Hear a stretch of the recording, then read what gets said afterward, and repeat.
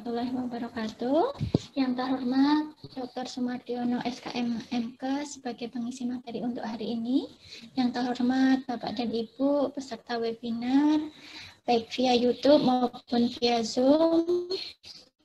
Perkenalkan, nama saya Dwi Rahayu. Saya di bagian Gizi FK UNS. Hari ini saya diberi kesempatan untuk menjadi moderator pada sesi webinar kali ini. Hari ini kita membahas tentang penggunaan SPSS sebagai salah satu software untuk analisis statistik data penelitian Bapak dan Ibu yang relatif mudah digunakan. Sesi ini berlangsung sekitar 2 jam ke depan, 1 jam untuk materi, 1 jam untuk sesi tanya jawab. Nanti bagi Bapak dan Ibu yang menghendaki untuk bertanya, silakan menuliskan via chat di Zoom atau YouTube, dan nanti dari pihak panitia akan merekap pertanyaan dari Bapak dan Ibu semuanya. Nanti di akhir acara akan ada pembagian buku statistik yang dituliskan oleh Bapak Mardi, dan dibagikan kepada 4 orang yang beruntung. Sebelum memulai materi, nanti saya akan membacakan CV dari pengisi materi kita hari ini, Dr. Sumardiono SKMMK. Berikut dari Dr. Sumardiono. Beliau anggota dari Research Group Disease Control. Saat ini beliau mengajar di Prodi S1 Pendidikan Kedokteran, Prodi Sekolah Vokasi UNS, kemudian dia juga mengajar di Prodi S3, S2, Sekolah Vokasi.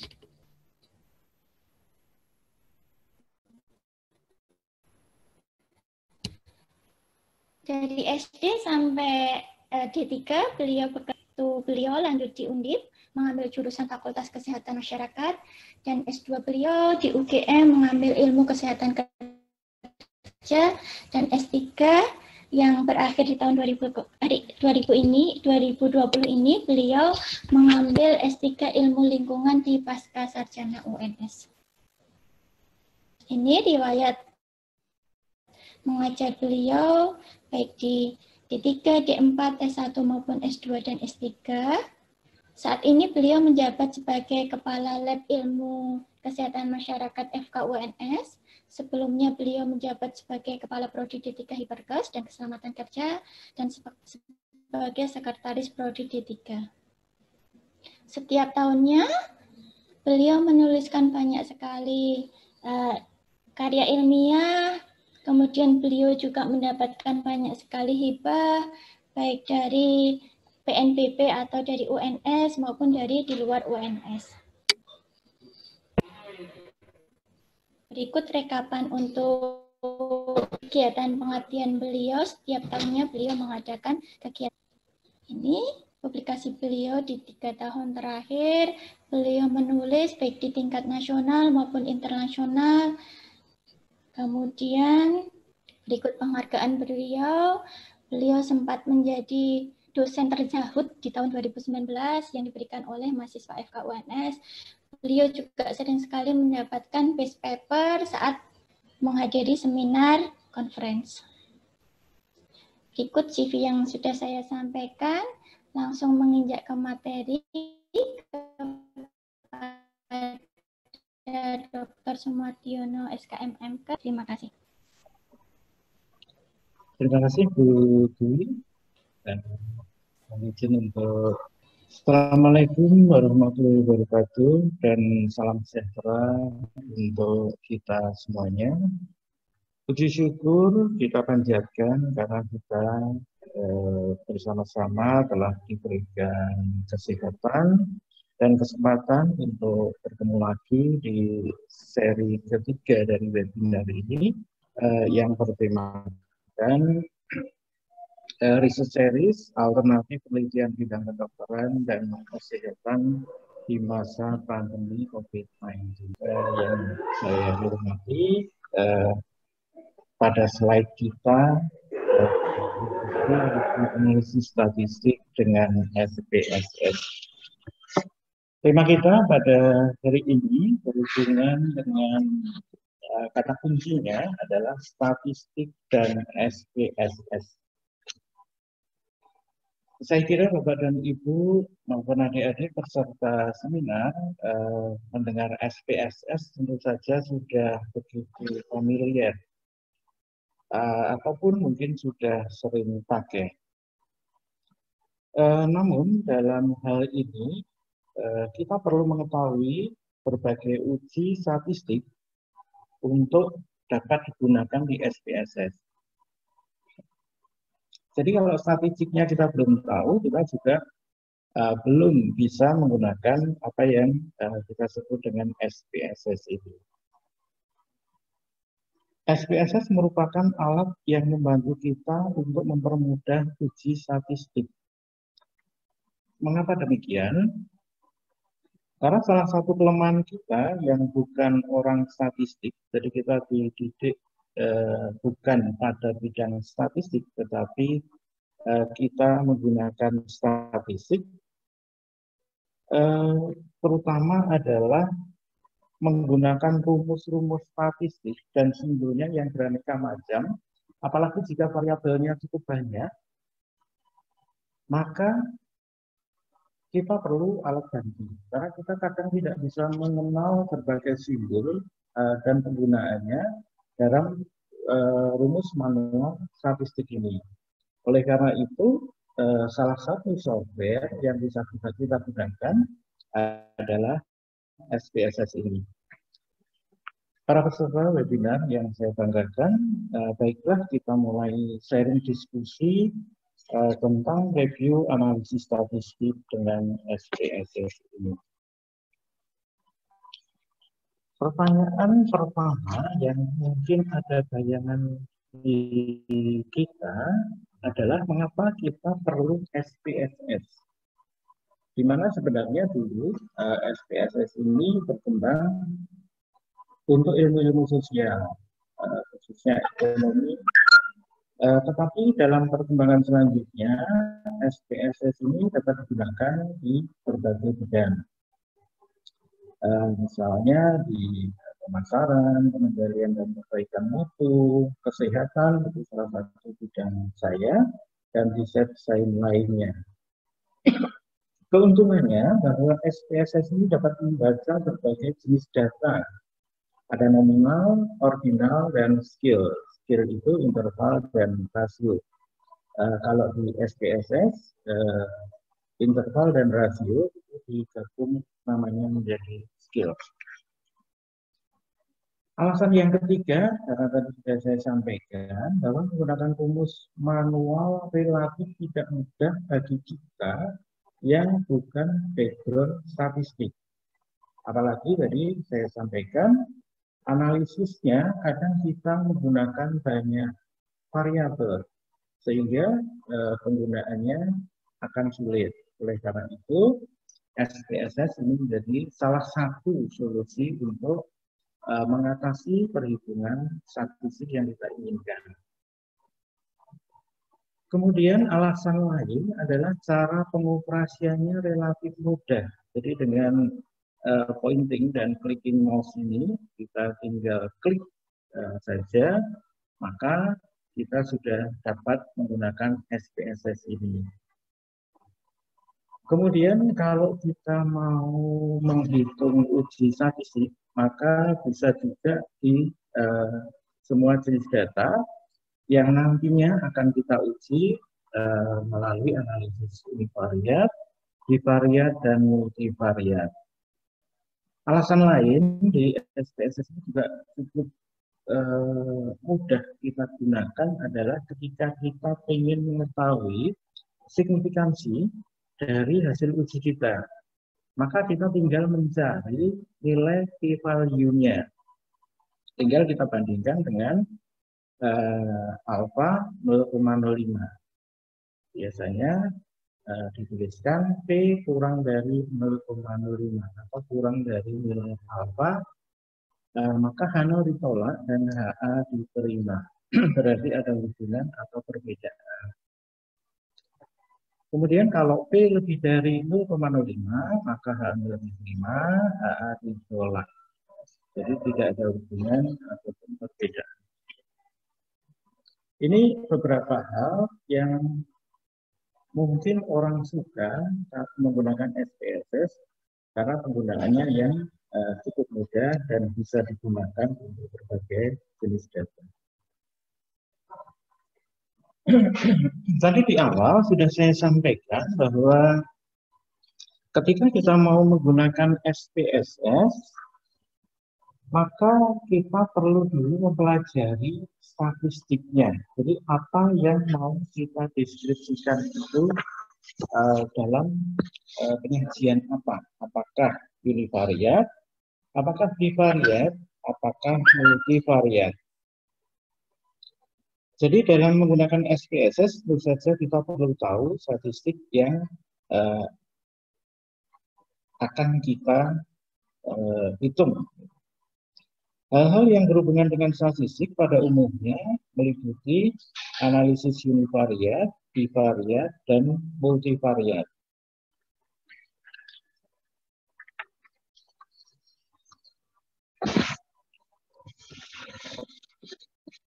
Analisis yang pertama adalah analisis univariat, ya, di mana kita nanti akan mendeskripsikan satu variabel yang merupakan bagian dari analisis statistik selanjutnya.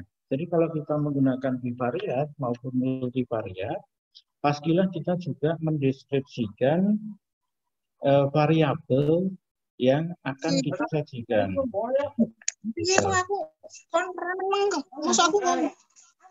Ya.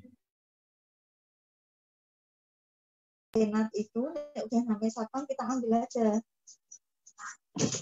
Mas.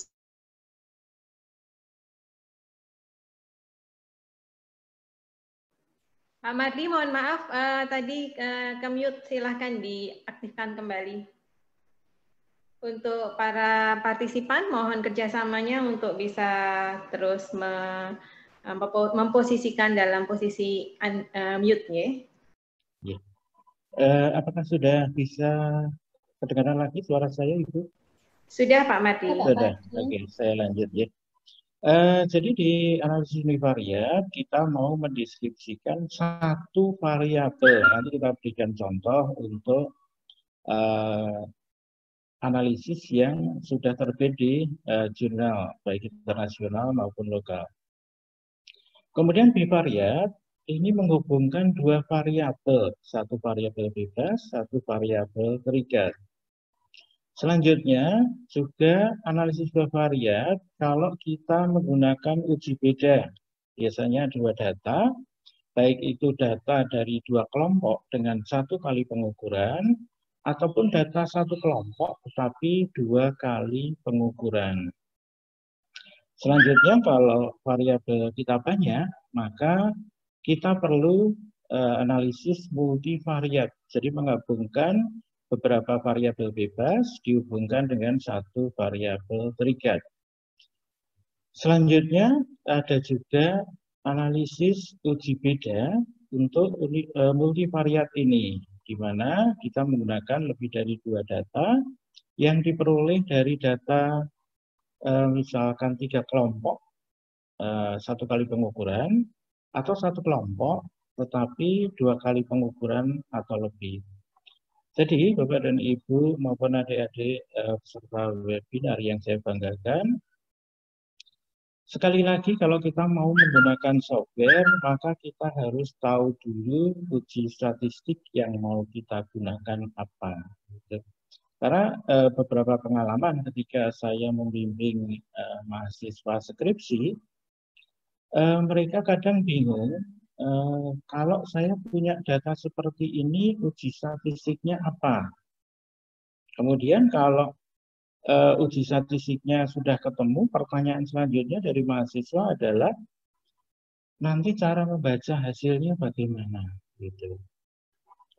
Itu yang perlu kita ketahui. Selanjutnya kita akan masuk ke contoh penggunaan, di mana salah satu kebutuhan yang berhubungan dengan statistik dari apa yang kita lakukan di penelitian, selain untuk menulis skripsi, kemudian menulis tesis ataupun disertasi, adalah untuk mempublikasikan hasil penelitian kita. Bagi penelitian kuantitatif yang berhubungan dengan statistik, maka tidak akan terlepas dari apa yang namanya analisis statistik dan penyajiannya. Oleh karena itu, marilah kita lihat beberapa contoh penggunaan statistik di berbagai jurnal internasional. Ya, saya ambil contoh 2 jurnal internasional di sini. Jadi di contoh di artikel yang pertama ini ditulis oleh penulis dari Iran, kemudian publikasinya di Applied Acoustics, termasuk dalam klaster Scopus di 1, jadi dan terbitnya juga 2020. Jadi masuk baru aja terbit ini, yang berbicara tentang kebisingan hubungannya dengan gangguan ketidaknyamanan dan kortisol saliva. Apa yang bisa kita informasikan dari statistik dalam artikel ini adalah yang pertama, dalam artikel ini menyebut uji Kolmogorov-Smirnov, di mana itu gunanya untuk menguji normalitas data. Di sini kita tahu bahwa uji normalitas data digunakan kalau statistiknya parametrik. Jadi pertama, dari jurnal internasional Scopus Q1 ini kita tahu uji Kolmogorov-Smirnov, ya. Jadi kita catat gitu ya. Kemudian uji korelasi Pearson. Ini untuk bivariatnya. Kemudian informasi selanjutnya di artikel ini adalah regresi linier berganda. Jadi di sini menginformasikan koefisien determinasi, kemudian ada persamaan model, kemudian juga uji asumsi klasik tadi normalitas menggunakan Kolmogorov-Smirnov. Tetapi di sini di artikel ini tidak diinformasikan uji linearitas, multikolinearitas, heteroskedastisitas, kalau itu datanya cross section. Kalau datanya time series pasti ditambah autokorelasi. Tapi yang saya coret ini tidak ada informasi di jurnal ini. Kemudian di jurnal artikel ini juga ada informasi tentang uji ANOVA. Tadi uji beda untuk statistik parametrik, jadi membedakan antar kelompok. Di sini diinformasikan ada 3 kategori pekerja yang terpapar bising 75 sampai 85 desibel A, terpapar bising 85 sampai 95 desibel A, dan kelompok kontrolnya 60 sampai 70 desibel A. Kemudian ada informasi di situ independent t-test, yang artinya ini digunakan untuk post hoc test. Post hoc test itu untuk mencari beda yang mana. Jadi di uji ANOVA ini ada 3 kelompok. Nanti di post hoc test ini kita lihat yang berbeda itu yang mana. Jika di uji ANOVA signifikan, pertanyaannya, yang signifikan yang mana? Apakah bising 1 dengan bising 2? Apakah bising 1 dengan bising 3? Ataukah bising 2 dengan bising 3. Artinya, kalau di uji ANOVA signifikan, minimal salah satu dari kelompok itu ketika diuji bivariat pasti signifikan. Bapak dan Ibu peserta seminar, berikut saya tampilkan apa yang ada di artikel itu bagaimana penyajian datanya. Jadi di artikel ini sudah disajikan dalam tabel 1 menampilkan rata dan standar deviasi.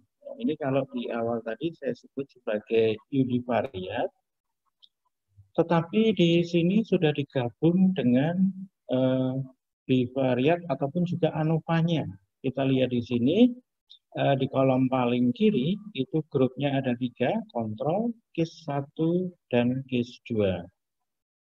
Kemudian di sebelah kanannya ada umur. Umur dideskripsikan dengan mean dan standar deviasi. Kemudian dilanjutkan uji statistiknya, ANOVA-nya, ketemu 0,549, jadi tidak signifikan. Kemudian dari masa kerja, rata dan standar deviasi juga dideskripsikan, p-value-nya atau nilai uji statistik ANOVA-nya 0,024, jadi signifikan. Jadi ada perbedaan masa kerja untuk pekerja yang terpapar phishing 60 sampai 70, 75 sampai 85, dan 85 sampai 95. Selanjutnya di sebelah kanannya lagi ada deskripsi tentang kortisol yang diukur pada pagi dan siang hari.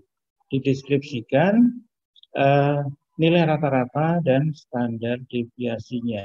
Kemudian di sebelah kanannya ada uji ANOVA-nya untuk kortisol pagi hasilnya 0,715, artinya tidak signifikan, dan siang pun juga sama, tidak signifikan karena 0,512. Ini kalau di SPSS yang tadi saya sebut di awal adalah mencari nilai P tadi. Jadi cukup melihat nilai P ini, kita sudah bisa mengatakan signifikan atau tidak. Selanjutnya gangguan ketidaknyamanan karena phishing ini dikategorikan menjadi rendah, sedang, dan tinggi. Selanjutnya di uji ANOVA ada ketemu 0,013 atau signifikan. Selanjutnya di artikel ini disampaikan juga tabel korelasi bivariatnya atau uji Pearson-nya, di mana di sini disampaikan hubungan antara kortisol pagi dengan kortisol siang ketemunya nilai P-nya 0,000. Artinya ada perbedaan atau ada hubungan antara kortisol pagi dan kortisol siang. Selanjutnya adakah hubungan antara umur dengan kortisol pagi? Ternyata hasilnya 0,575, artinya tidak signifikan. Kemudian juga disebutkan di sini adalah umur dengan kortisol siang yang hasilnya tidak signifikan juga 0,085. Kemudian masa kerja dengan kortisol juga baik pagi maupun siang, yang pagi hasilnya tidak signifikan sedangkan yang siang signifikan. Kemudian ada usia dan masa kerja hasilnya signifikan 0,000.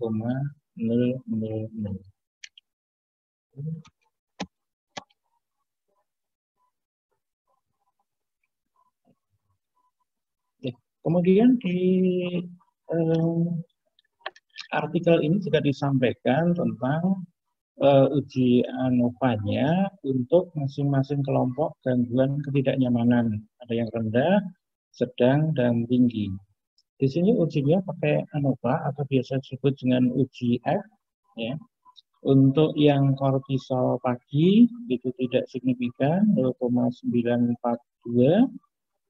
Kortisol siang signifikan 0,006 untuk p-value-nya, dan gangguan ketidaknyamanan berdasarkan usia dan masa kerja ini tidak signifikan. Kemudian diinformasikan persamaan model regresinya, tetapi di artikel ini tidak dimunculkan output dari hasil uji regresi dari softwarenya. Cuma langsung muncul persamaan model regresinya adalah 10,642 ditambah 1,027 untuk gangguan sedang, 2,237 untuk gangguan tinggi, dan dikurangi 0,126 untuk masa kerja. Informasi yang kita dapat dari jurnal yang pertama ini adalah jumlah sampelnya ada 78. Ternyata di Q1 juga tidak harus banyak. Ternyata ada yang sedang saja, 78 dibagi dalam 3 grup. Kemudian statistik yang digunakan adalah statistik parametrik, regresi linear berganda dan ANOVA. Barangkali kita semuanya juga sudah familiar dengan uji ini. Statistik parametrik harus memenuhi uji asumsi. Kalau dalam artikel ini adalah Kolmogoro untuk menguji normalitas. Kemudian dalam satu artikel bisa dimunculkan 2 uji multivariat, regresi linear berganda dan ANOVA. Kemudian pada uji regresi linear berganda, informasi yang dapat kita pelajari untuk kita sendiri, maka kita harus bisa melakukan uji normalitas, kemudian bisa melakukan uji korelasi Pearson, bisa menghitung koefisien determinasi dalam SPSS, nanti kita lihat di model summary-nya. Kemudian kita harus bisa membuat persamaan garis regresinya. Pada uji ANOVA yang kita peroleh adalah uji normalitas dan post hoc test. Jadi dari artikel pertama ini kita harus mempersiapkan uji-uji ini. Selanjutnya Bapak dan Ibu serta adik-adik peserta webinar, kita contohkan artikel yang kedua, ini juga masih berbicara tentang paparan kebisingan, tapi gangguannya di kardiovaskuler dan gangguan pendengaran. Ini juga di klaster 1. Di klaster 1 ini juga Q1, terbitnya 2019 dari China penulisnya, terbitnya di Scientific Report. Ya. Jadi kalau yang pertama tadi itu adalah utamanya adalah statistik parametrik, yang kedua ini statistik non parametrik. Kalau tadi analisis regresi linear, kalau di sini ada regresi logistik berganda, di mana nanti bahasan selanjutnya adalah nilai odds ratio. Juga ditampilkan di sini statistik yang berhubungan dengan artikel ini adalah uji T independen, kemudian uji chi-square. Jadi paling tidak dari 2 data ini kita bisa belajar, kita persiapkan tadi uji normalitas, kemudian ada uji bivariatnya Pearson, kemudian di sini ada t-test, uji chi-square juga, dan analisis regresi. Ini tampilan dari artikel tersebut. Yang pertama mendeskripsikan tentang karakteristik dari variabel yang diteliti, di mana di sini muncul 2 uji, yaitu chi-square untuk gender, kemudian untuk usia itu menggunakan t-test, kemudian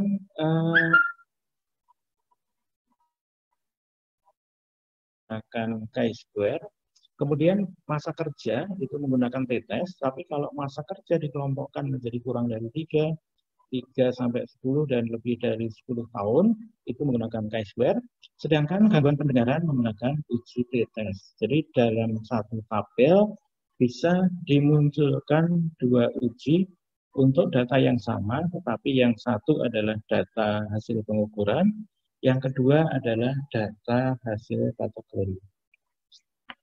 Kemudian tabel 2 tentang gangguan kardiovaskuler dan gangguan pendengaran disajikan dalam bentuk tabel ini. Kita lihat ini jumlah sampelnya sangat besar, 5.205 orang, di mana kelompok yang terpapar bising itu 1.041, terpapar bising rendah itu 4.164. Jadi perbandingannya kalau menurut jurnal ini berarti tidak harus sama untuk kedua kelompok. Diinformasikan tentang gangguan hipertensi, ternyata paparan bising ini berpengaruh karena nilai P-nya 0,047. Kemudian untuk EKG-nya, gangguan yang berhubungan dengan jantung ini tidak signifikan, tetapi gangguan pendengaran ini signifikan, 0,003. Ini yang bisa kita pelajari, berarti kita ada uji chi-square. Kemudian diinformasikan juga dalam artikel ini pengelompokan berdasarkan usia. Jadi ada yang usia kurang dari 30, kemudian usianya 30 sampai 45 dan lebih dari 45. Di mana di sini dimunculkan nilai OR. Ini catatan bagi kita lagi, berarti kalau regresi logistik yang kita tampilkan adalah OR-nya dan nilai p-value-nya. Jadi kalau kita lihat di sini ternyata gangguan munculnya hipertensi ini signifikan pada usia 30 sampai 45 tahun. Gangguan pendengaran juga signifikan pada usia 30 sampai 45 tahun. Sedangkan di usia kurang dari 30 dan lebih dari 45 justru malah tidak signifikan. Kemudian OR yang disampaikan yang kedua, yang pertama OR yang masih bivariat dan OR yang sudah dilakukan melalui regresi logistik berganda atau adjusted. Jadi dua-duanya ditampilkan. Kemudian juga ditampilkan deskripsi statistik menggunakan diagram. Ini mendeskripsikan tentang prevalensi. Jadi satu lagi pembelajaran untuk kita juga perlu mendeskripsikan prevalensi. Di sini yang disampaikan adalah prevalensi hipertensi dan gangguan pendengaran akibat paparan bising, baik itu laki-laki dan perempuan. Tabel 4 mirip dengan tabel 3 tadi, tetapi ini yang dikategorikan. Ada garis kuning di layarnya, apakah bisa dihilangkan? Stop screen dulu, habis itu mulai lagi. Oh, saya katakan itu jadi muncul sendiri. Coba di stop dulu. Di stop dulu, habis itu coba dimulai lagi. Oke, siap. Saya stop dulu, Mama. Saya stop dulu.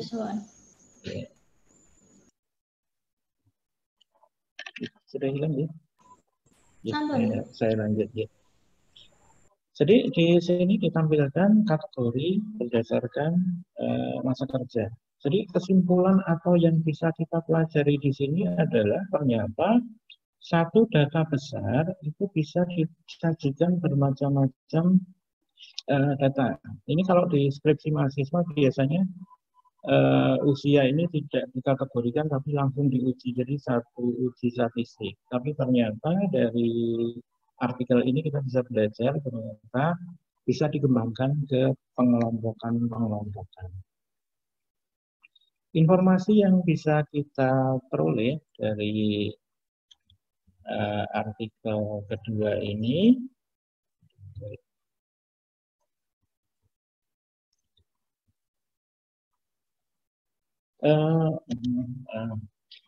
jumlah sampelnya cukup besar, tetapi perbandingan antara yang terpapar atau eksperimen atau istilahnya yang diintervensi itu 1, sedangkan yang tidak itu 4.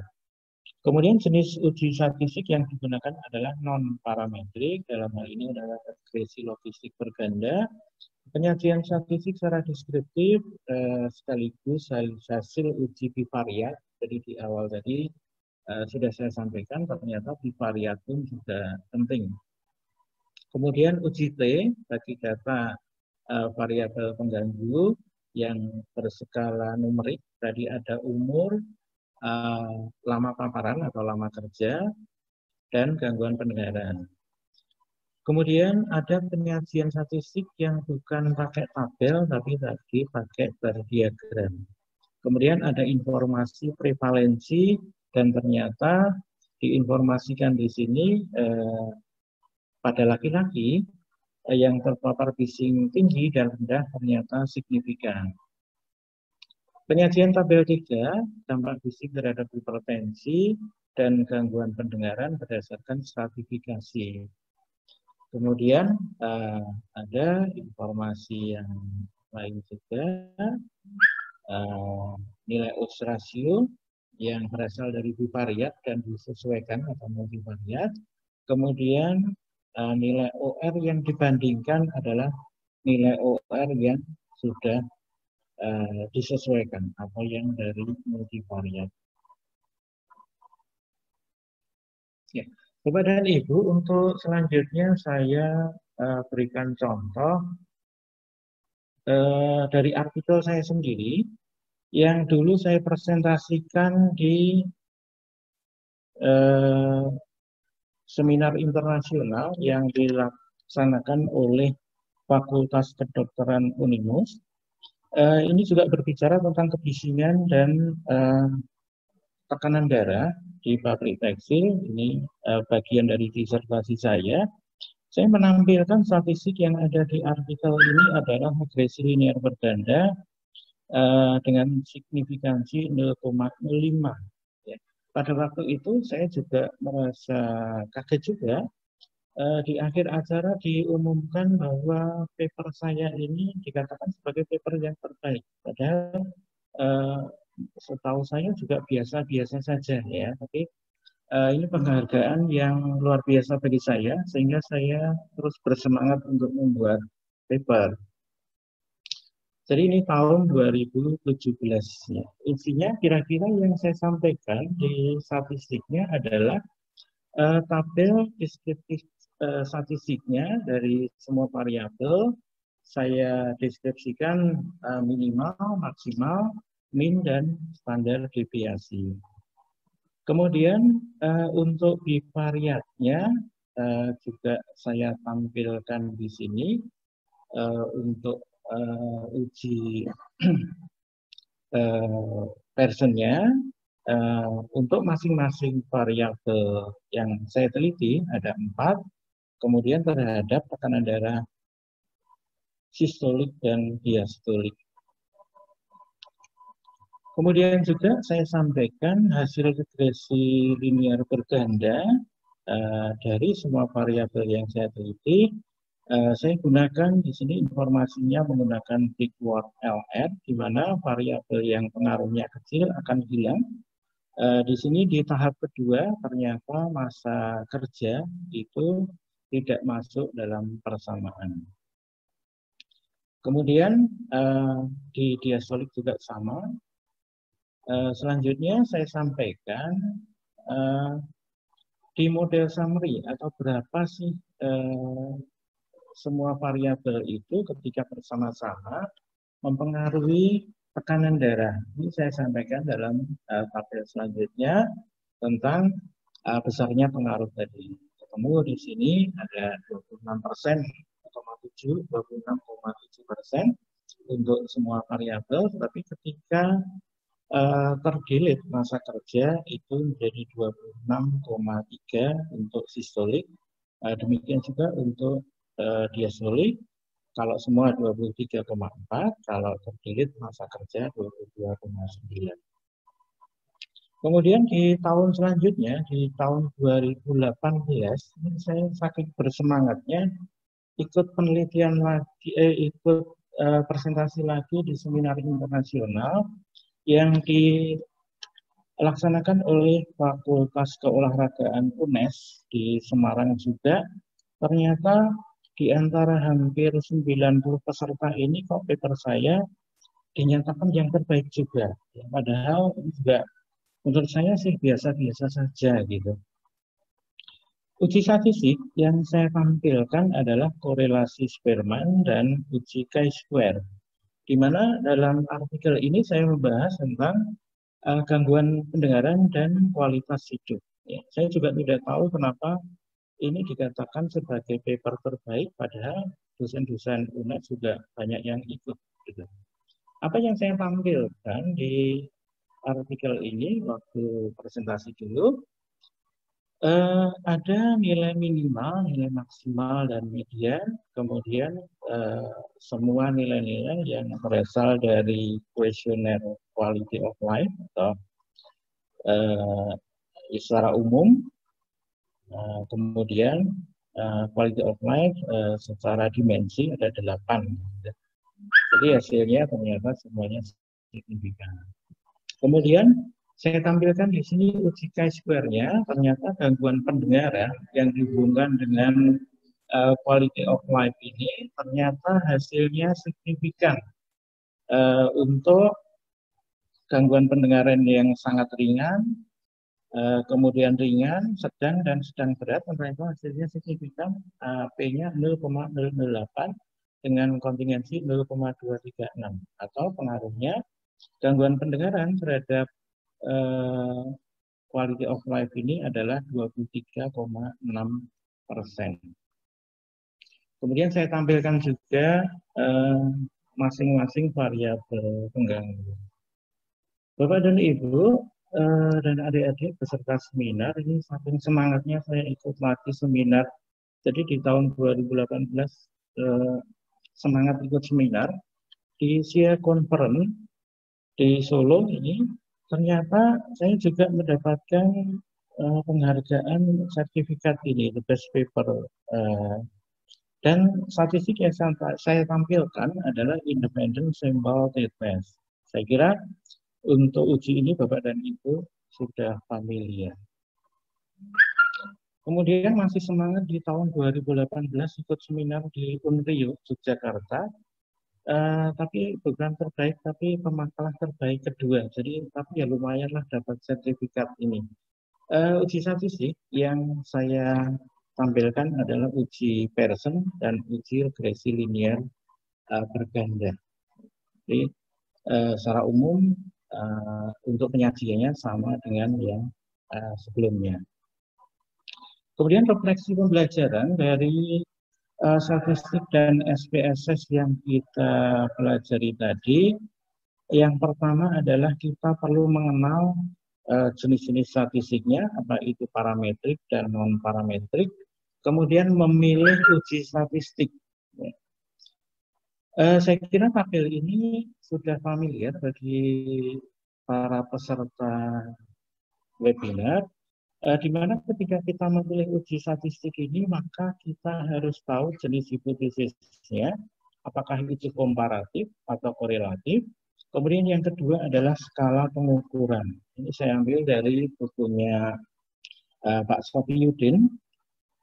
Walaupun sekarang sebenarnya sudah direvisi untuk tabel ini, tapi dari tabel ini kita masih bisa membaca juga. Jadi yang pertama kita mengenal jenis atau biasanya judulnya kalau di skripsi itu judulnya hubungan, apakah perbedaan. Kemudian kita mengenal skala pengukurannya. Untuk yang numerik itu yang parametrik. Tanda panah di sini adalah uji asumsinya atau normalitasnya. Jika tidak terpenuhi, maka skalanya diturunkan menjadi kategori ordinal. Kemudian yang paling bawah adalah skala kategori. Saya kira nanti kalau ada tanya jawab untuk tabel ini, silahkan. Sementara hanya saya sampaikan bahwa dari tabel ini mempelajari tentang jenis hipotesis, komparatif atau korelatif, dan skala pengukuran yang kita gunakan dalam data kita. Kemudian yang belum muncul di tabel tadi adalah analisis regresi. Kebetulan ini juga kami buat bukunya untuk khusus analisis regresi yang isinya seperti ini. Ada nanti analisis regresi linear sederhana, ada regresi polinomial, ada regresi logistik sederhana, ada analisis regresi logistik multinomial, ada analisis regresi ordinal sederhana, dan juga saya tambahkan analisis regresi berganda, baik itu linear, variabel dummy, logistik, multinomial, ordinal berganda, maupun analisis diskriminan. Jadi masih dalam editing bukunya. Harapan kami untuk buku analisis regresi ini bisa terbit di tahun ini juga. Pertanyaan lain biasanya dari mahasiswa itu bagaimana cara analisis statistik bivariat, ya. Kebetulan kalau di S1 kebanyakan bivariat, maka untuk menjawab pertanyaan itu sebenarnya kami dari IKM atau juga RG Disease Control membuat buku yang berjudul Statistik Dasar untuk Kesehatan dan Kedokteran. Analisisnya menggunakan SPSS versi 23. Kami tulis bersama, saya sendiri, Sumardiono, kemudian Prof. Ali, Natalia Probandari, dan Dr. Fitri Widyaningsih, ya, kami bertiga mencoba menerjemahkan pertanyaan mahasiswa ke dalam buku ini. Ya. Harapan kami ketika kita membuat buku ini adalah mahasiswa dapat membedakan skala pengukuran data. Seperti di tabel tadi, bahwa skala pengukuran data itu penting. Kemudian mahasiswa dapat memilih uji statistik, baik itu uji beda maupun uji korelasi. Kemudian dapat melakukan uji normalitas data. Mahasiswa dapat menganalisis statistik, terutama bivariat, menggunakan program SPSS. Dalam contoh ini kami ambil dari versi 23. Kemudian mahasiswa dapat menyajikan hasil uji statistik dalam bentuk tabel. Jadi masih banyak mahasiswa itu ketika menganalisis dengan SPSS, outputnya di-copy di hasil. Kurang tepat, harusnya disajikan dalam bentuk tabel yang khusus. Kemudian manfaat lain ketika mempelajari buku ini, harapan kami adalah dapat digunakan untuk bahan penulisan skripsi untuk mahasiswa S1, D4, ataupun Bapak Ibu mungkin yang menulis artikel yang berhubungan dengan statistik bivariat. Ini menjawab apa yang dimaui mahasiswa S1 di tempat kami, yaitu di S1 Fakultas Kedokteran maupun di D4 K3. Untuk yang analisis regresi itu saya terjemahkan karena banyak mahasiswa S2 yang menggunakan uji itu. Makanya kami mencoba untuk memberikan catatan melalui buku ini. Buku ini terdiri dari 16 bab awalnya, begitu. Tetapi ternyata karena masukan dari beberapa kolega, kalau 16 itu nanti kalau bukunya digunakan sebagai pedoman untuk perkuliahan, pada kuliah hanya 14 gitu. Yang 15 dan 16 sebenarnya judulnya adalah uji regresi linear sederhana dan uji regresi logistik berganda. Itu saya tidak jadi dimasukkan di buku ini, nanti kami masukkan di buku regresi yang sedang kita buat editingnya. Itu masukan dari teman-teman, sehingga pada buku ini hanya 14 bab sesuai dengan RPS dari mata kuliah. Jika Bapak Ibu dosen mungkin menghendaki buku ini sebagai bahan pembelajaran.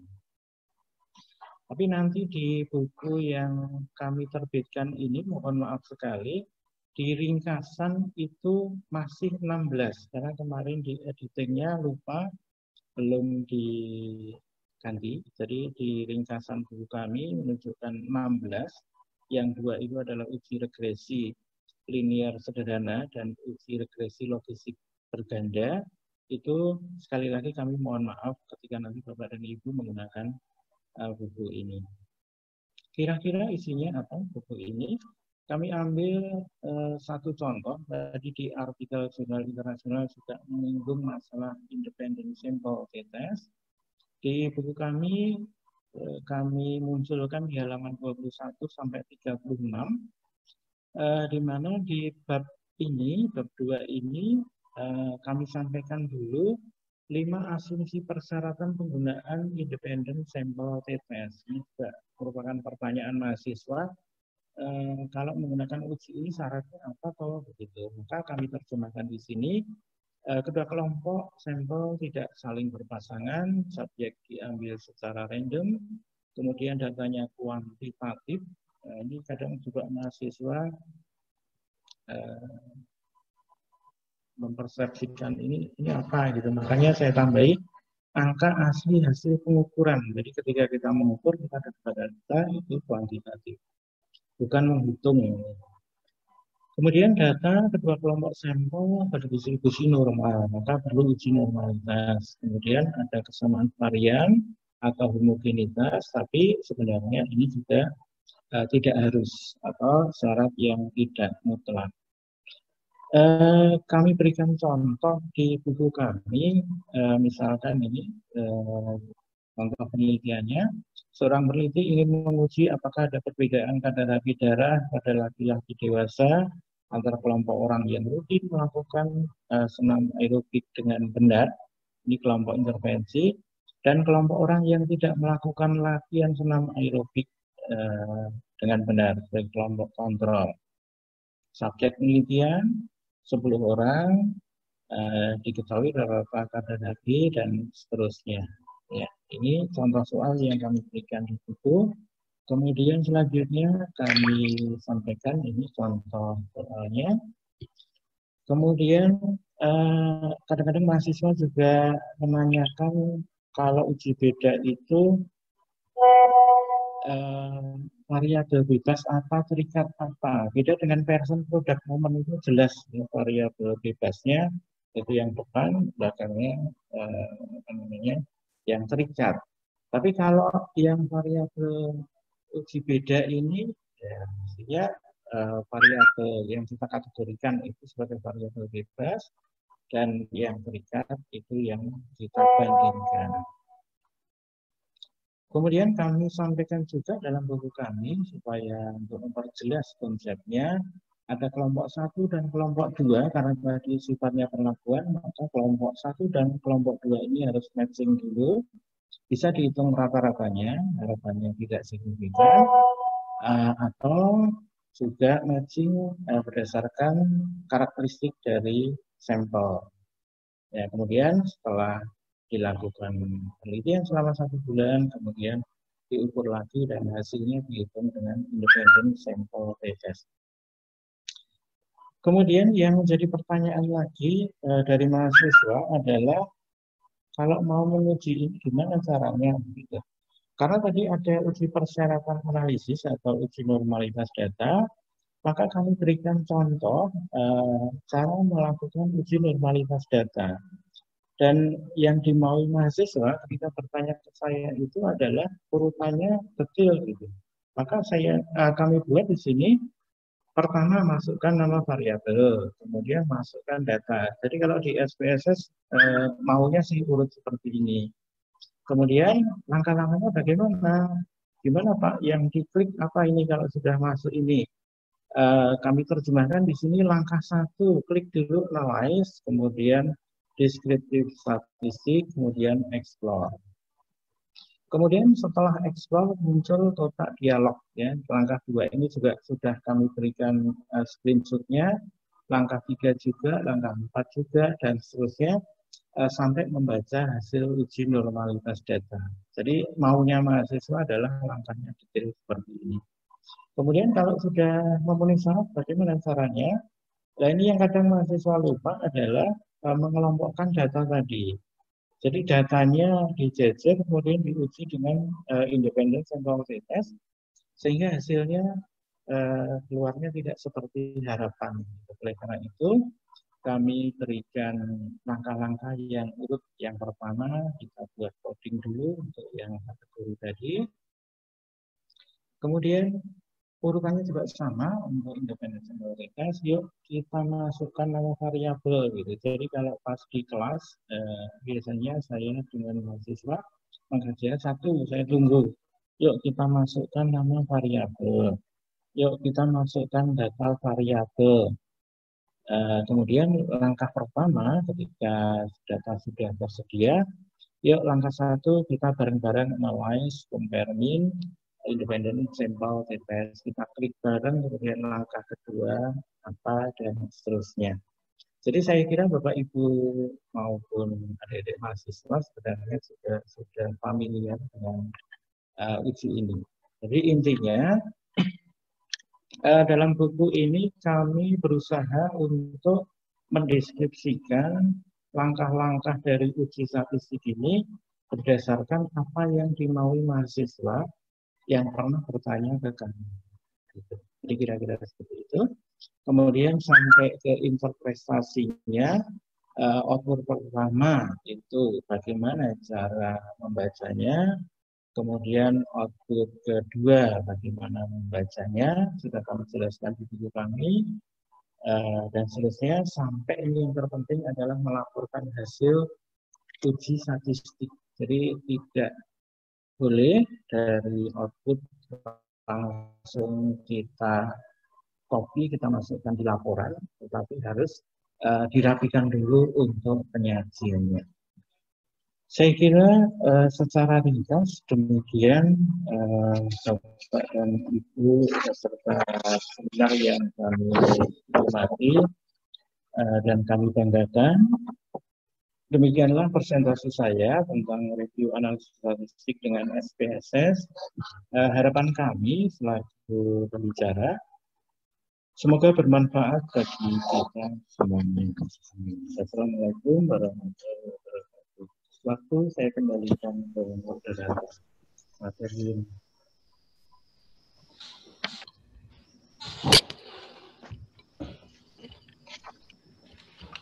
Terima kasih Pak Maki untuk sesi materinya. Selanjutnya kita akan memasuki sesi tanya jawab. Sudah masuk beberapa pertanyaan baik via Zoom maupun YouTube. Sedang kami rangkum. Jadi ada beberapa pertanyaan yang muncul, bisa saya bacakan. Beberapa sudah saya kelompokkan. Jadi yang pertama adalah pertanyaan dari Ibu Hilda. Apakah versi SPSS yang sekarang ada itu mempengaruhi dari data output nantinya?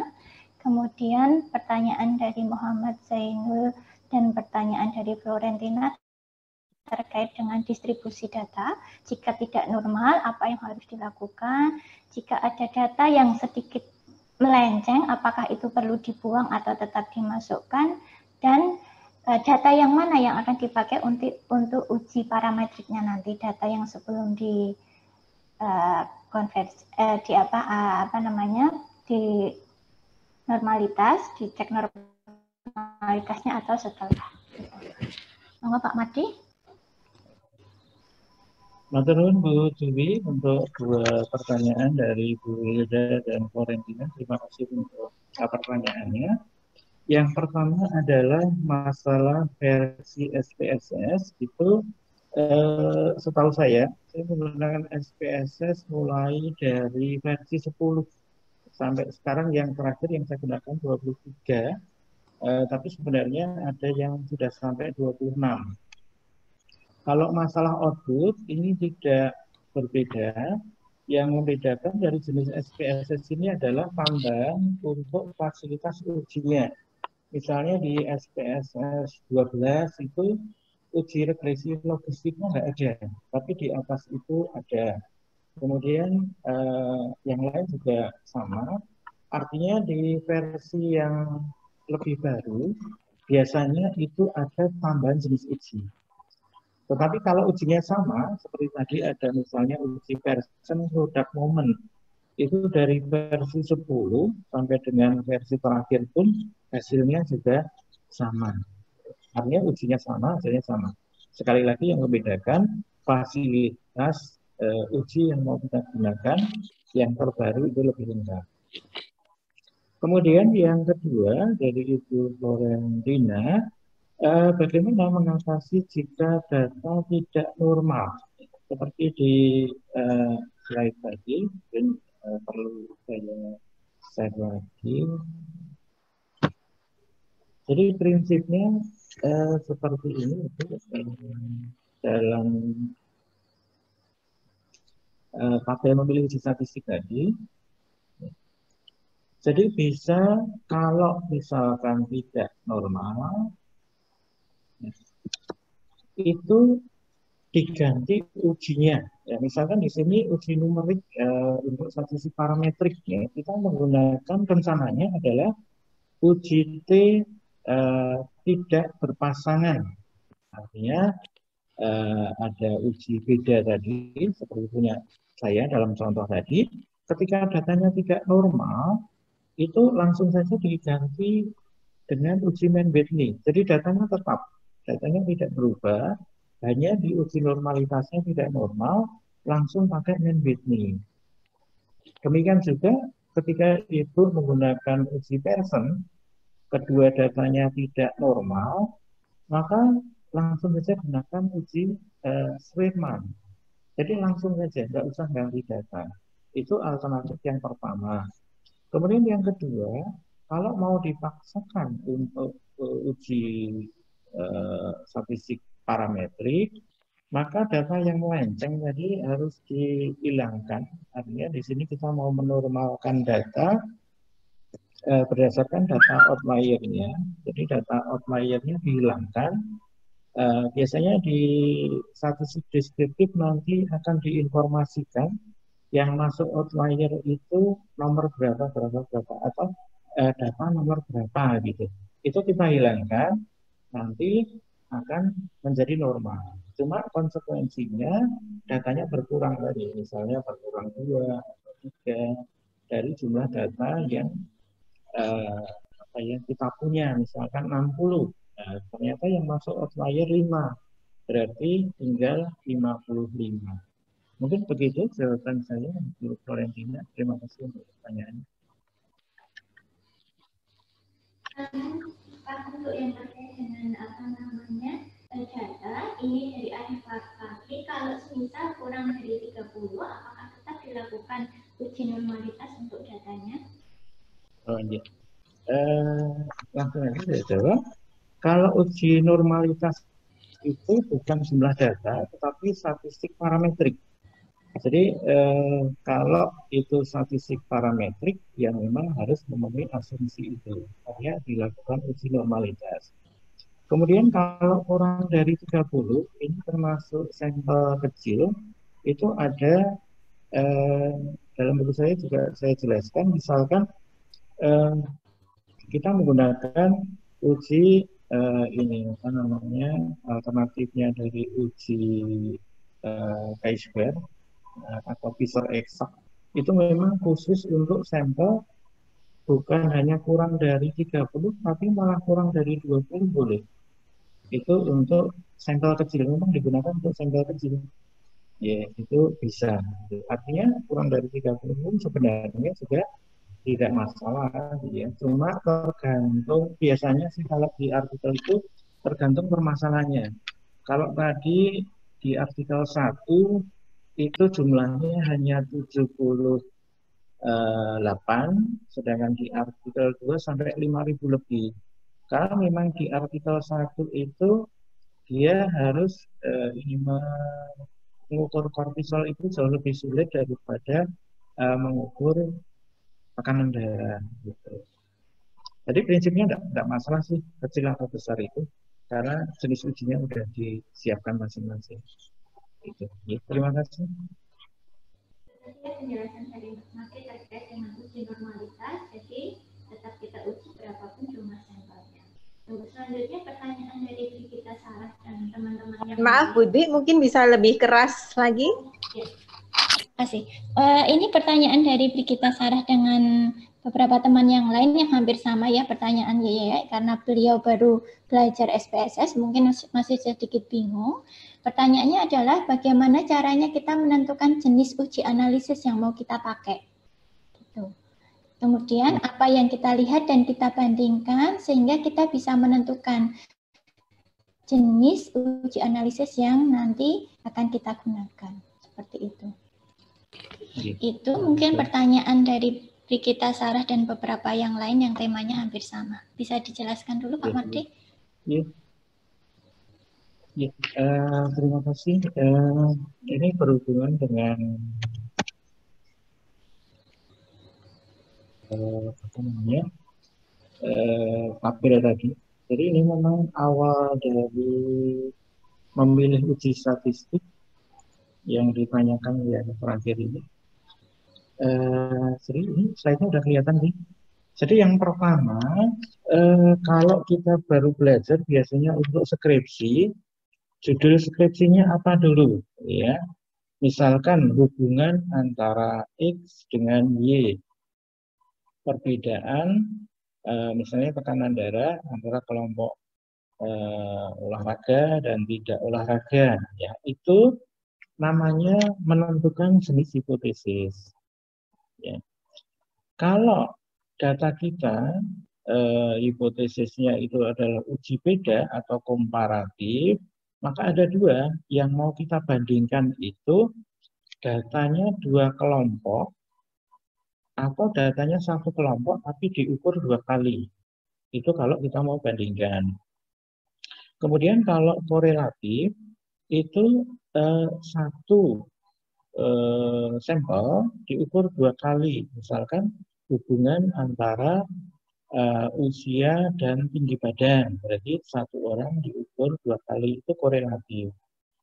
Jadi yang pertama kita lihat dulu jenis datanya apa, ya. Kalau itu numerik, jadi di baris kedua di masalah pengukuran ini adalah numerik, interval atau rasio.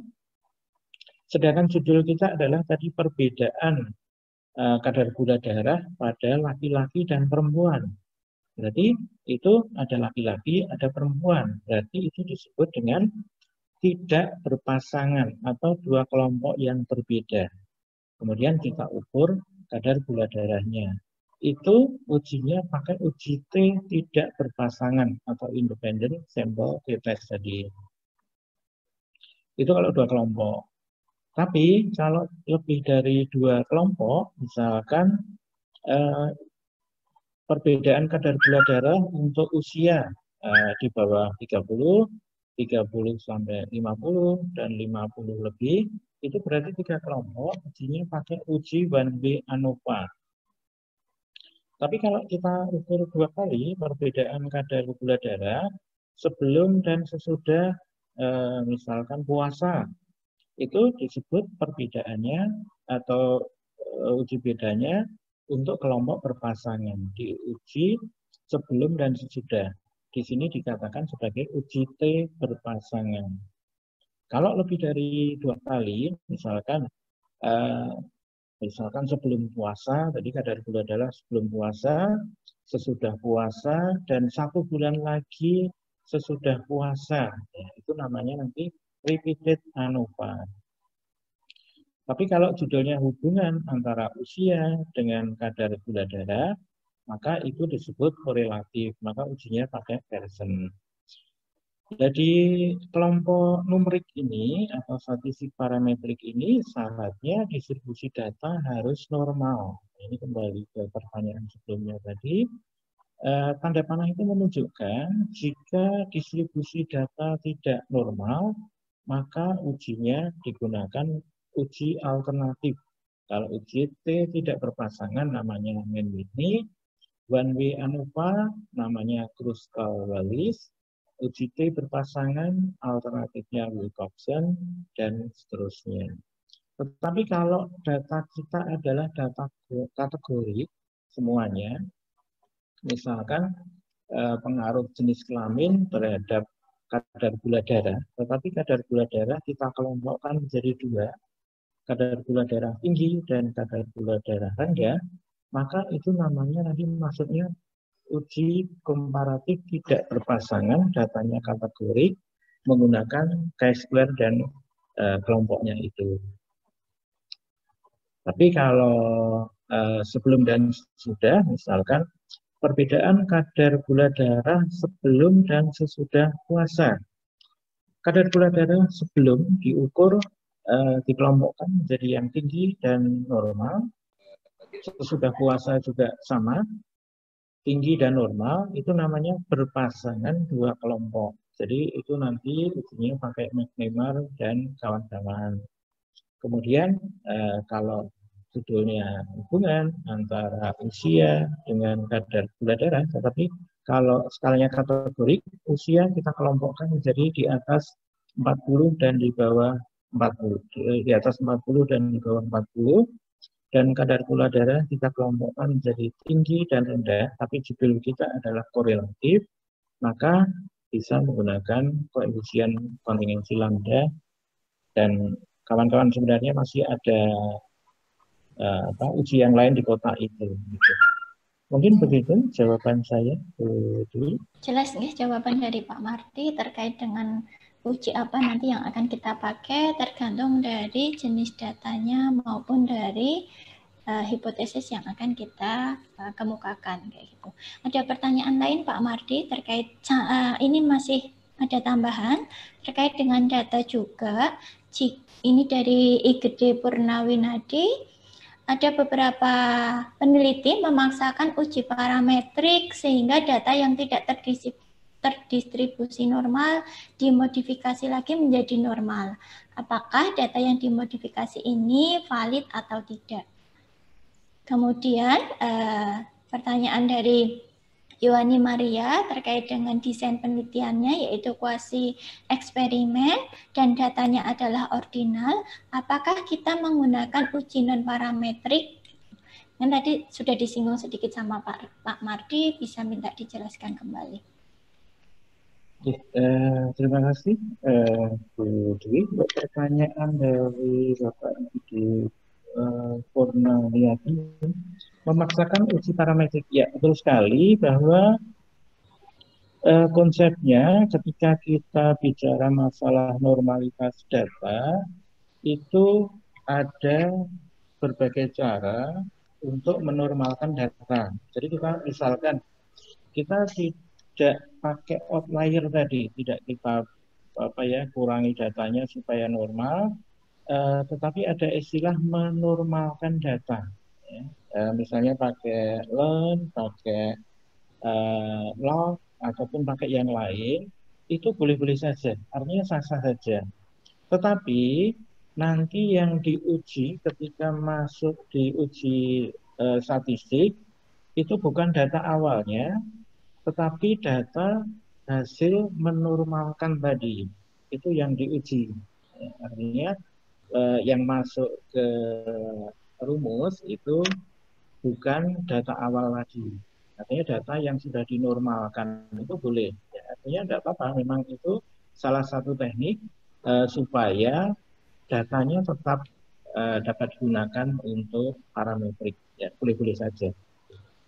Kemudian yang kedua, masalah data ordinal tadi, mungkin mohon diulang Bu Dwi, saya kurang jelas yang ditanyakan apa ya data ordinal tadi. Jika penelitiannya adalah kuasi eksperimen dan datanya adalah ordinal, apakah kita menggunakan uji non parametrik? Oh, gitu. Kalau bicara masalah ujinya apa, berarti di tabel ini sudah disebutkan judulnya apa dulu? Apakah judulnya komparatif atau korelatif? Masalah ujinya apa, sebenarnya semuanya boleh-boleh saja. Ya, tapi saya belum dapat informasi ini mau membandingkan atau mau mengkorelasikan antar variabel dari pertanyaan yang terakhir tadi. Jadi kuncinya itu dulu, komparatif atau korelatif dulu. Masalah skala pengukurannya apa, semuanya boleh. Ya. Mau numerik, mau kategorik, atau ordinal, itu tidak masalah. Artinya semua uji boleh atau bisa digunakan. untuk semua jenis metode statistik atau metode penelitian. Jadi prinsipnya semua perlu. Ya, terima kasih Pak Mardi. Lanjut ke pertanyaan yang lain ya, terkait dengan penulisan di naskah publikasi nantinya. Ini dari Dewi Gayatri, apakah nilai confidence intervalnya perlu dicantumkan atau tidak saat melakukan penulisan data? Kemudian dari Siti Zaitun juga bertanya tentang idealnya hasil uji statistik apa saja yang perlu ditampilkan di dalam naskah publikasi kita. Oke, saya langsung jawab. Jadi yang pertama tadi masalah confidence interval itu ya harus ditampilkan karena ini menunjukkan apa kalau misalnya contoh tadi di jurnal internasional ya ini ya seperti di contoh ini ditampilkan nilai OR-nya beserta dengan confidence intervalnya. Ini menunjukkan apa? Sebenarnya nilai confidence interval ini tidak ada batasan yang standar begitu. Tapi kalau kita melihat itu nilainya rentangnya sangat tinggi, itu presisinya lebih kurang dibanding kalau rentangnya rendah. Nah, biasanya 95% C ini ketika ditampilkan, maka pembaca akan melihat rentangnya seperti apa. Misalnya OR ketemu 7 begitu. Tapi rentangnya dari 1 sampai 500. Ini penelitiannya presisinya kurang gitu. Biasanya yang menyebabkan adalah sampelnya kurang.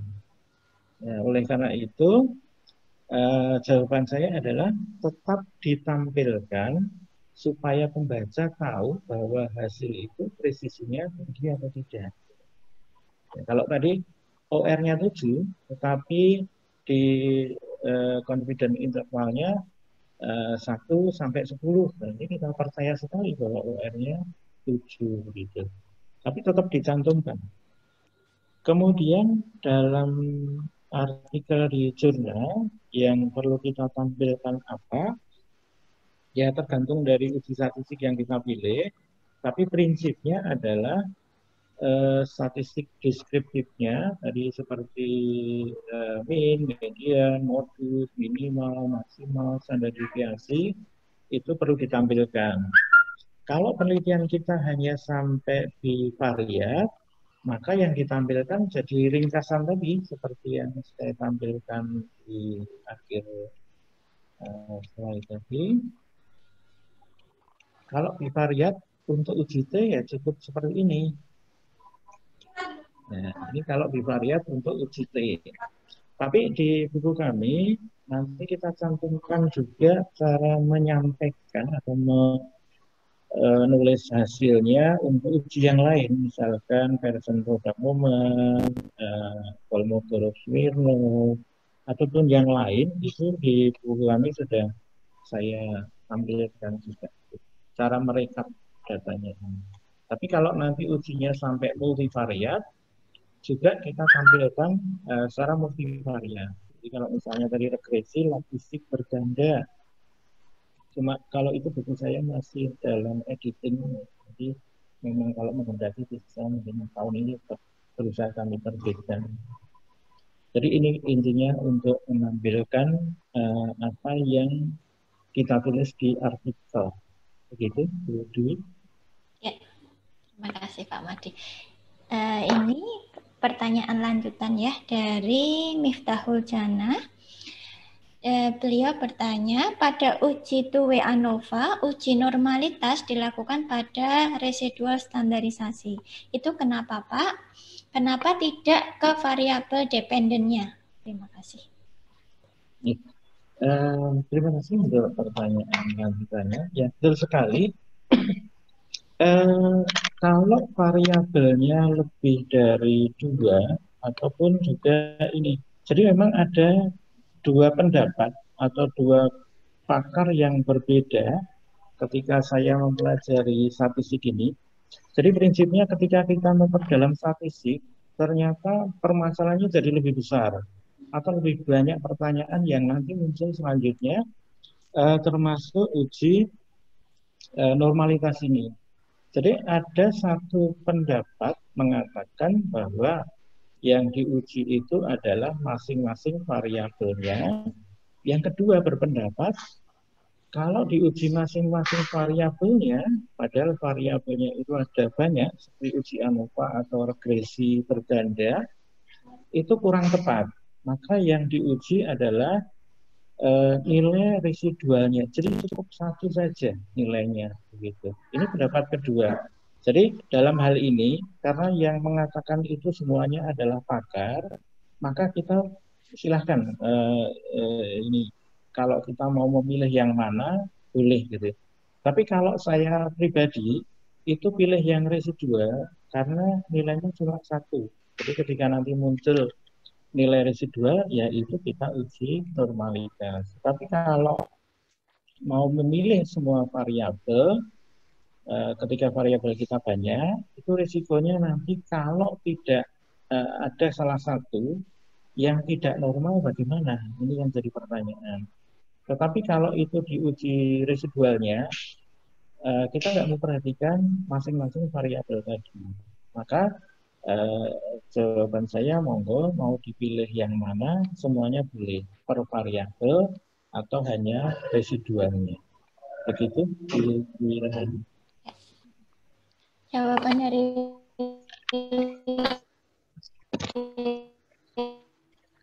Pak Marty cukup jelas ya, sesuai dengan keyakinan kita masing-masing itu ya, nggak ada yang salahnya seperti Pak Marty bilang kalau lebih condong ke yang residual gitu ya. Ini ada pertanyaan yang mohon maaf terlewat. Ada pertanyaan dari Sinta Dewiyanti yang mungkin agak di luar dari konteks. Beliau bertanya, bagaimana cara penentuan jumlah atau besar sampel? Sebaiknya kita menggunakan rumus apa? Seperti itu. Itu monggo kalau Pak Marty untuk menjelaskan sedikit tentang jumlah sampel. Baik, Bu Dwi, langsung saya jawab. Menghitung besar sampel ini bisa menggunakan rumus manual ataupun sebenarnya di online itu juga banyak gitu ya. Saya sebenarnya ada beberapa informasi link yang berhubungan dengan cara menghitung sampel minimal yang memang ini keluar dari konteks gitu ya. Nanti kita misalkan penelitian korelatif itu kalau mungkin ada waktu saya buka ini contohnya gimana Bu Dwi? Ini ada beberapa contoh, cuma saya harus nyari dulu karena itu bahan kuliah juga. Ya, gimana mau saya bukakan linknya? Langsung boleh. Tapi harus nyari ini dulu filenya dulu. Ya. Ya. Mati ini kan menunjuk mendadak. Kalian saya mereka beberapa pertanyaan. Jadi memang ada beberapa pertanyaan.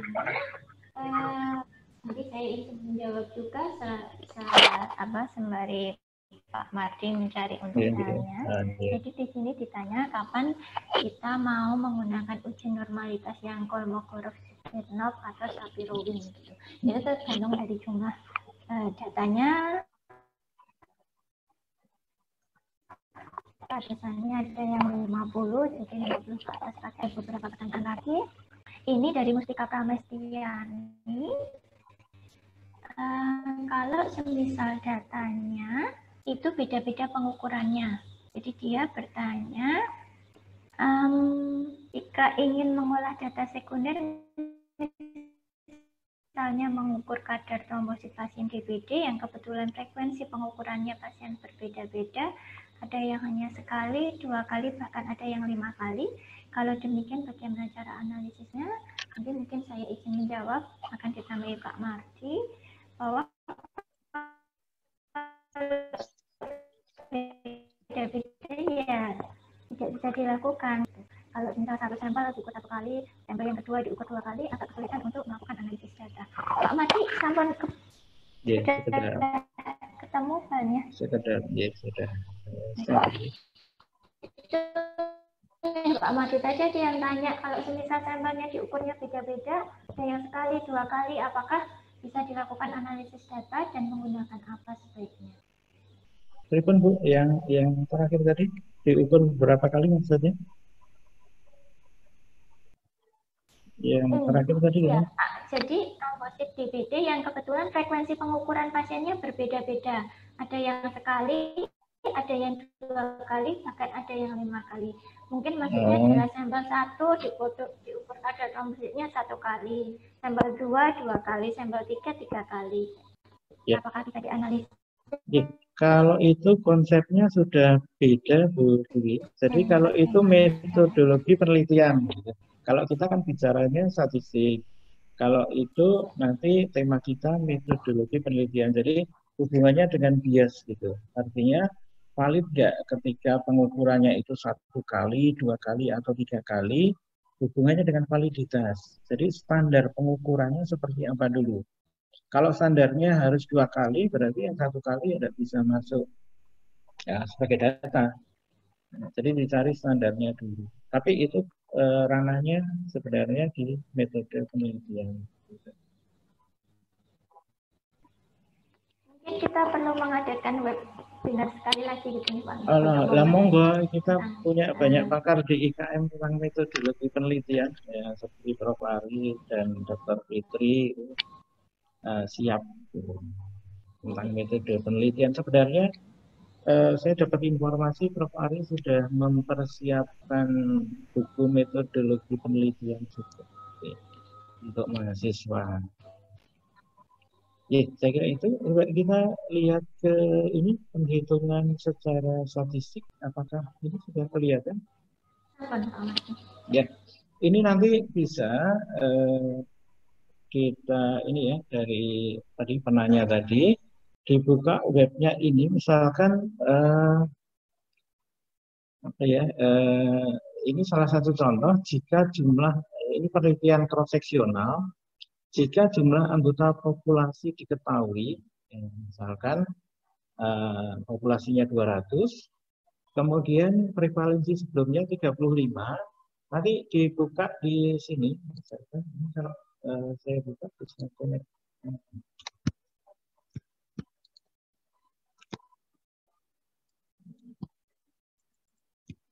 Ya nanti dibuka aja di ini webnya. Mungkin nanti saya tambahkan di slide saya biar nanti teman-teman peserta bisa membuka.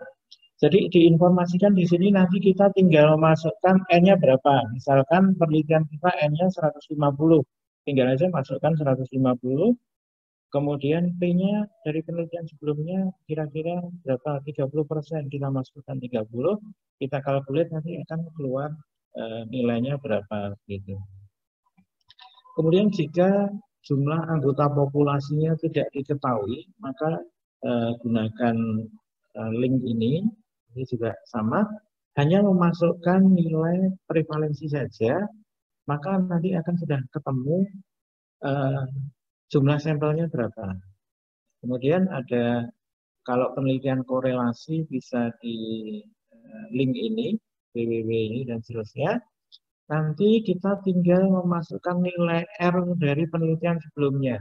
Ya, tadi misalkan di jurnal yang saya pakai untuk contoh tadi, prevalensi ketulian karena bising tadi sekitar 30%. Ya, itu kalau yang ini kita masukkan 30%, maka akan muncul jumlah sampelnya. Tapi kalau yang ini, yang penelitian korelasi, nanti kita tinggal masukkan saja R sebelumnya, misalkan ini 0,320 ya, kita masukkan nanti akan muncul N-nya 74 ya, dan seterusnya gitu. Ini link supaya kita nggak menghitung secara manual ya. Nanti saya tambahkan butuh untuk PPT saya karena sepertinya juga dibutuhkan peserta gitu. Terima kasih Bu Dewi. Waktunya masih ada, saya lanjut ke pertanyaan yang lain ya Pak Mas ya. Ini pertanyaan dari Afif izin bertanya, apakah analisis faktor risiko harus juga menggunakan analisis hubungan seperti Case-Ware? Apakah harus pakai Case-Ware atau boleh menggunakan analisis jenis yang lain? Terus kemudian pertanyaan dari Nur Hidayah itu agak berbeda dengan apakah untuk menghitung prevalensi rasio bisa menggunakan aplikasi SPSS juga? Kalau bisa, bagaimana caranya? Baik, terima kasih, Dwi. Yang pertama, analisis faktor risiko, artinya beberapa variabel bebas, kemudian dihubungkan dengan satu variabel terikat. Kalau ini konsepnya berarti mau pakai apa dulu? Skala pengukurannya apa? Kalau kategori ini seperti ini saya share dulu yang tadi. Yang tadi analisis regresi tadi. Jadi kalau skalanya kategori berarti regresi logistik berganda. Kalau nanti numerik berarti regresi linear berganda.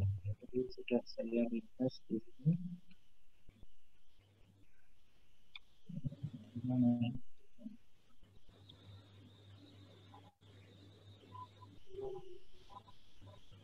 Jadi ini intinya adalah menggunakan analisis regresi. Kalau datanya kategori itu berarti regresi logistik berganda. Kalau datanya numerik itu berarti regresi linear berganda. Tapi kalau dalam analisis faktor ini melihat variabel dependennya atau variabel terikatnya itu berskala apa? Kalau nominal berarti tadi regresi logistik berganda. Kalau nominal lebih dari 2 kategorinya berarti regresi multinomial. Kalau datanya interval dari regresi linear, kalau ordinal berarti regresi ordinal. Itu untuk jawaban analisis faktor. Jadi prinsipnya Chi-square itu untuk bivariat, lanjutannya regresi logistik berganda. Kemudian kalau yang prevalensi rasio, ini terus terang kalau di SPSS yang hasilnya langsung itu saya belum pernah pakai, tapi biasanya yang muncul di SPSS itu adalah nilai OR-nya atau odds ratio-nya. Kalau yang prevalensi ini biasanya tetap saya menghitung sendiri dulu. Artinya secara langsung saya belum menemukan di SPSS. Jadi kalau OR langsung. Mungkin begitu Bu, bisa saya jawab. Satu sesi lagi ya, Pak Madria, mumpung waktunya masih ada. Ini ada beberapa pertanyaan tambahan dari 3 orang terkait dengan uji dites maupun uji multivariat. Ini dari Santi, dari Ibu Ida bertanya, apakah ada kondisi khusus untuk uji multivariat regresi logistik ganda maupun linear dan uji T-nya? Kemudian tadi disampaikan bahwa salah satu syarat untuk uji t-test independen dibilang kalau data tidak sama boleh diolah asalkan besar sampel tidak jauh berbeda. Tidak jauh berbedanya masih diterima itu besarannya berapa bedanya? Itu. Terima kasih Bu Dwi. Mungkin yang pertama dulu kondisi khusus pertanyaannya yang berhubungan dengan regresi tadi. Jadi kalau regresi linear berganda itu masuk statistik parametrik. Kalau berganda berarti ada beberapa uji asumsi yang harus dipenuhi dulu. Ya. Tapi dalam jurnal yang saya sampaikan tadi ternyata hanya satu yang normalitas. Padahal nanti selain uji normalitas, ada yang disebut dengan uji linearitas, yang tujuannya untuk menguji apakah dua variabel mempunyai hubungan yang linear atau tidak. Biasanya ini dengan menggunakan scatter plot juga bisa, atau fungsi compare min, nanti akan ketahuan apakah memenuhi syarat linearitas. Ya, tadi misalnya normalitas sudah terpenuhi, linearitasnya bagaimana. Kemudian ada uji multikolinearitas, uji yang dilakukan dengan tujuan untuk memastikan apakah dalam suatu model regresi itu ada interkorelasi atau kolinearitas antar variabel independen. Jadi jangan-jangan antar variabel independen atau variabel bebas sendiri itu berkorelasi atau tidak, gitu. Nah, regresi yang baik untuk regresi linear berganda ini seharusnya tidak terjadi korelasi di antara variabel independen. Ini ujinya menggunakan uji multikolinearitas. Kemudian ada syarat lain adalah uji heteroskedastisitas dengan tujuan untuk menguji apakah model regresi terjadi ketidaksamaan varian dari nilai residual suatu pengamatan yang bersifat tetap. Ini ujinya biasanya uji Glaser. Syaratnya adalah model regresi yang baik seharusnya tidak terjadi gejala heteroskedastisitas. Sedangkan kalau data time series itu perlu satu uji lagi, namanya uji autokorelasi. Biasanya digunakan uji Durbin-Watson. Tapi kalau datanya cross section, uji autokorelasi ini tidak perlu. Sedangkan untuk regresi logistik ini karena dia itu statistiknya non parametrik, maka ini tidak ada uji asumsi. Cuma yang perlu diperhatikan adalah besar sampelnya. Jadi kalau semakin banyak kategorinya, misalkan kategorinya ada 3, ya, ada misalnya rendah, sedang, tinggi, atau bahkan 5, itu diperhatikan jumlah sampelnya. Karena kalau di regresi ini rumusnya jumlah sampel minimal adalah 50 ditambah 4 kali variabel bebas. Jadi kalau misalkan kita pakai regresi 3 variabel bebas, 1 variabel terikat, berarti 50 ditambah 8 kali 3 ditambah 24. Itu minimalnya. Ya. Itu kalau kategorinya cuma 2. Gitu. Ya. Jadi yang perlu diperhatikan sekali lagi adalah untuk regresi berganda adalah jumlah sampel. Kalau terlalu kecil nanti OR-nya jadi gede seperti yang tadi saya sampaikan.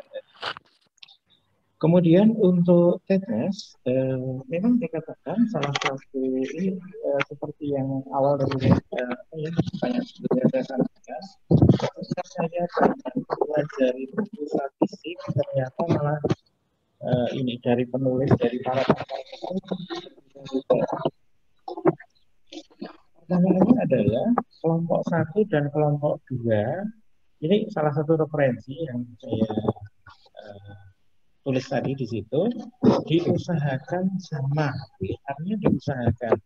Jadi kalaupun tidak sama juga boleh. Nah, pertanyaannya, kalau tidak sama, perbedaannya berapa? Ini kalau perbedaannya berapa, itu saya juga belum mendapatkan referensi. Tapi perkiraan saya, kalau jumlahnya terlalu beda, nanti nilai variannya juga terlalu beda jauh begitu. Sebenarnya harapannya variasi nilai dari kelompok 1 dan kelompok 2 itu dekat gitu. Harapannya sebenarnya seperti itu. Tetapi kalau boleh saya menjawab, itu kembali diserahkan ke kita, apakah kita pakai sumber referensi yang tadi harus sama atau hampir sama atau beda jauh, itu terserah kita. Karena saya juga pernah mencoba kalau sampelnya sama seperti apa, berbeda sedikit seperti apa, kemudian saya buat berbeda jauh seperti apa. toh di SPSS juga muncul hasilnya. Artinya hasil uji statistik itu tetap muncul begitu. Nah, ini berarti berdasarkan metodologi tadi. Jadi kembali ke metodologi bukan di statistik lagi. Begitu. Jadi monggo saya serahkan ke yang mau neliti. Begitu. Begitu Bu Dwi. Ya, terima kasih banyak jawabannya Pak Mati. Tadi sudah cukup jelas ya. Pertanyaan sudah saya sampaikan dan dijawab cukup jelas oleh Pak Mardi. Nanti kalau teman-teman atau Bapak Ibu yang masih bingung tentang materi hari ini, bisa mengakses bukunya Pak Mardi tadi, kemudian bisa baca di situ, sudah cukup komplit penjelasannya. Teman-teman bisa membaca dari situ. Jadi pertanyaan-pertanyaan yang tadi mungkin masih bingung, bisa dicari jawabannya di situ. Begitu ya. Jadi secara singkat bisa saya simpulkan bahwa SPSS merupakan satu software yang cukup mudah dan bisa diakses gratis dengan berbagai versi, dan antara versi 1 dengan versi yang terbaru mungkin hasilnya akan sama, cuma ada berbeda penambahan beberapa tambahan analisis saja, tapi secara keseluruhan hampir sama gitu ya. Terus kemudian untuk metode analisisnya apakah pakai Pearson, pakai chi-square dan sebagainya tergantung dari jenis datanya dan tipunya, apakah numerik atau kategori, kemudian ujinya apakah uji komparatif atau uji korelasi, seperti itu. Okay? Kalau untuk multivariat tadi juga sudah dijelaskan Pak Mardi bahwa ada syarat-syarat tertentu yang harus dipenuhi dulu, baik itu mungkin syarat uji yang normalitas ataupun untuk yang besar sampelnya, karena akan berbeda tiap ujinya, prasyaratnya akan berbeda-beda. Seperti itu ya. Kemudian di akhir sesi ini saya akan mengumumkan teman-teman yang memperoleh buku statistik dari Pak Mardi secara gratis, nanti minta tolong nama-nama berikut menghubungi via dalam. Oh, oke. Bukunya masih di plastik. Iya, masih ada plastiknya. Sekalian minta ditandatangani bolehkah Pak? Oh, harus buka plastiknya dulu. Oh, buka plastiknya dulu. Ini masih disegel. Nah, gimana? Kalau ditandatangani ya boleh saya buka dulu. Ditanda tangan nanti terus kita bungkus kembali enggak Pak pakai kertas. Gitu. Oke. Biar lebih siap. khusus untuk pemenang ya. Jadi untuk ada 4 orang Pak Mardi. Yang satu ya. Penulisnya kan bertiga, tanda tangannya bertiga. Oh ya, nggih. Saya umumkan untuk pemenang hari ini bahwa pemenang tidak boleh diganggu gugat ya, keputusan dari panitia. Ada Yosa Putri Wahyuni dari Universitas Pembangunan Nasional Veteran Jakarta. Ada Isnah Arianti, ini dari IG dengan Lex terbanyak dari Universitas Hasanuddin Jadi Makassar. Suaranya nggak masuk, Dokter Dwi. Suaranya nggak masuk, bisa diulangi. Kurang keras, sampun dok? Belum? Belum bisa masuk.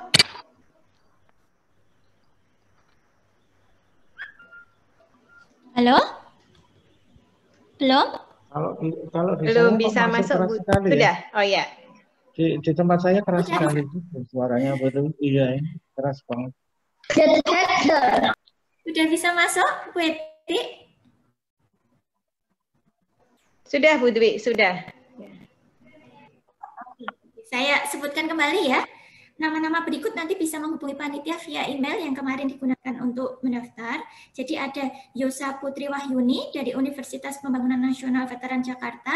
Ada Isnah Arianti, ini dari Universitas Hasanuddin Makassar. Ada Brigitte Sarah, kemudian Brigitte Sarah dari Universitas Kristen Satyawacana Salatiga. Dan yang terakhir ada Dr. Risha Cilmiati dari Fakultas Kedokteran UNS.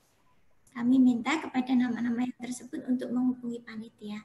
Untuk link materi maupun link sertifikat sudah di-share panitia juga, bisa digunakan Bapak dan Ibu untuk mengisi sertifikat yang nanti akan kita keluarkan. Begitu ya.